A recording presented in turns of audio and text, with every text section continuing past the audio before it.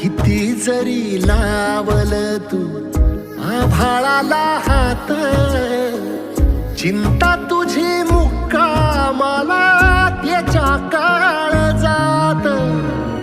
वाचतेच्या डोळ्यातली कधी कासावेशी, तुझ्या पायी राबानवी हाय त्याची खुशीर, हाय त्याची खुशी. घडीभर तू थांब जरा, ऐक त्याची धापर, लई अवघड हाय गड्या उमगाया बापर, उमगाया